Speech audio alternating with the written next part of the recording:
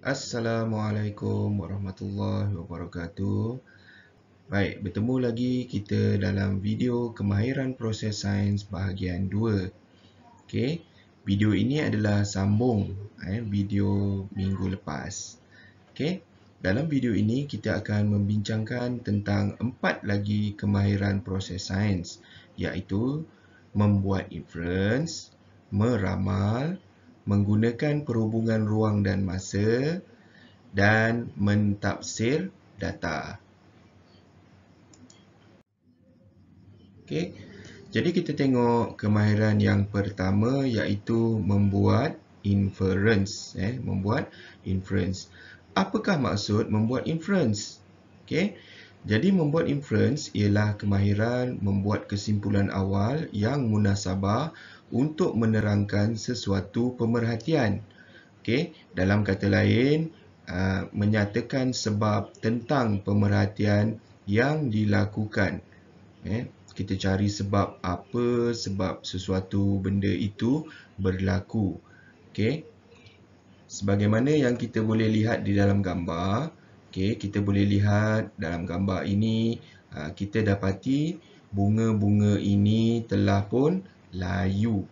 Jadi kita boleh katakan apa inference bunga itu layu? Apa inference-nya? Tengok jawapan yang pertama, mungkin kerana bunga itu tidak mendapat air, jadi dia layu.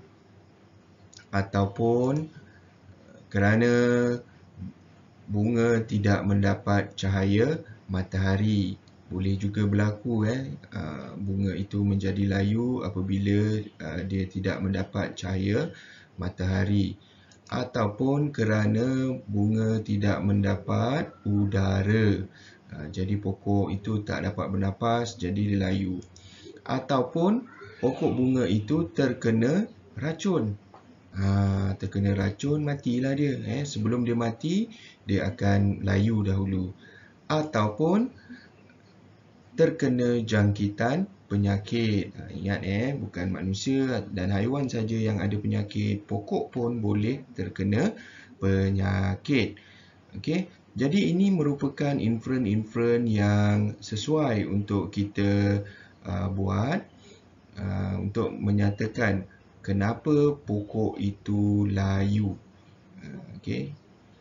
Ada tak sebab-sebab yang lain pada fikiran awak? Okey, cuba kita fikirkan apa dia. Okey. Baik. Kemahiran seterusnya. Okey, kemahiran seterusnya adalah meramal. Okey, meramal. Apa itu meramal? Meramal ini merupakan satu proses menentukan dan menjangka peristiwa yang akan datang berasaskan kepada pemerhatian dan pengalaman yang lalu atau data yang boleh dipercayai. Maknanya kita ramalkan apa yang akan berlaku.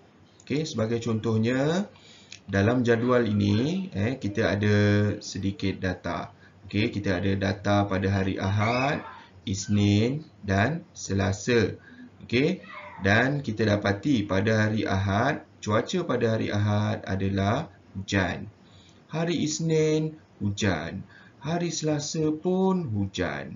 Jadi, dengan menggunakan data ini, apakah ramalan cuaca yang boleh kita buat untuk hari Rabu? Apa dia? Okey. Apa yang sesuai? Okey. Adakah ramalan cuaca panas? Panas, terik. Ataupun mendung. Ataupun hujan juga. Yang mana satu yang paling tepat? Yang mana satu yang paling tepat? Okey.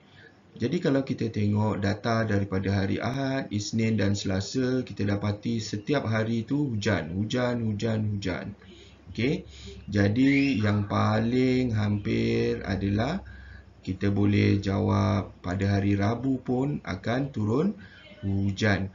walau bagaimanapun jika awak tulis mendung ataupun panas terik tidak menjadi kesalahan, asalkan awak ada bukti-bukti ataupun data-data untuk menyokong kenapa hari Rabu itu panas, kenapa hari Rabu itu mendung.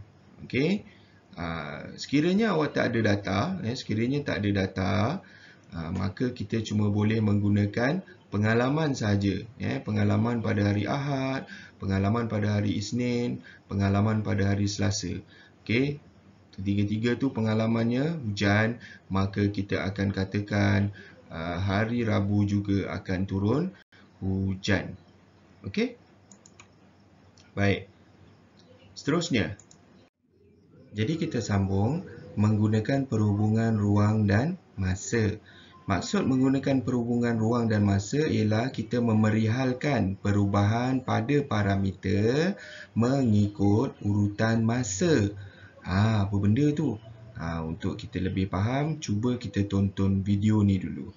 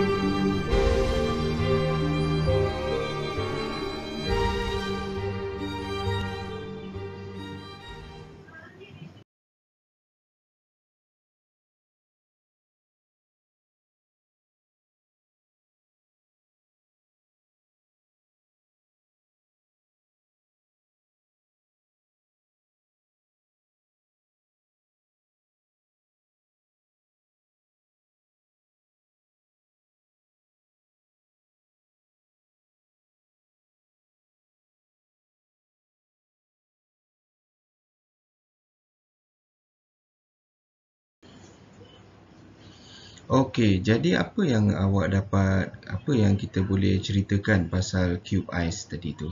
Pasal cube ice tu dia terjemur, di tengah panas. Jadi apa yang boleh kita katakan adalah saiz cube ice semakin kecil apabila masa bertambah. Saiz cube ice semakin kecil apabila masa bertambah. Okey, yang saya warnakan merah ni adalah apa yang kita perihalkan perubahan pada parameter. Tengok, perubahan dia adalah semakin kecil, parameternya adalah saiz. Saiz apa? Saiz cube ice. Perubahannya semakin kecil. Masanya pula yang warna purple ni. Apabila masa bertambah. Itulah dia yang kita katakan menggunakan perhubungan ruang dan masa.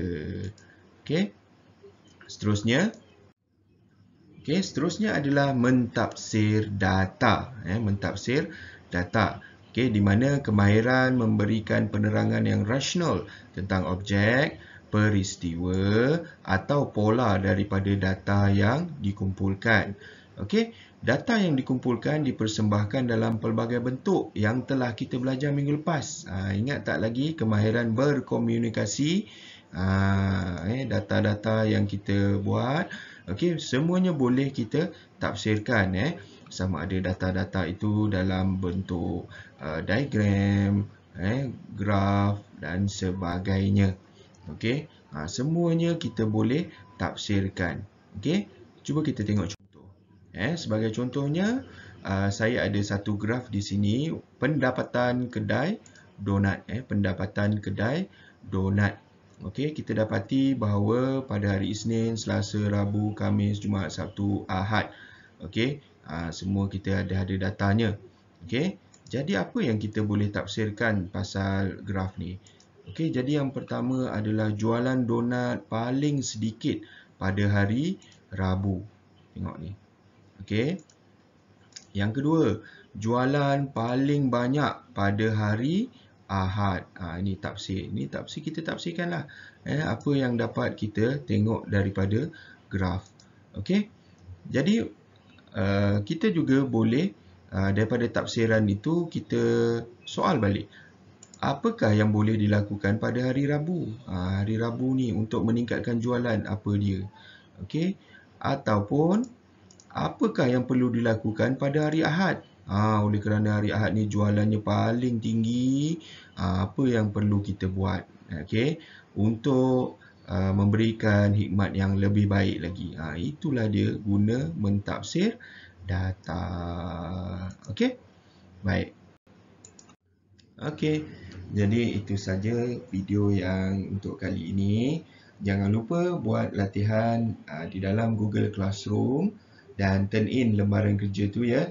Jangan lupa ada masa seminggu untuk awak turn in lembaran kerja yang saya bagi di dalam Google Classroom.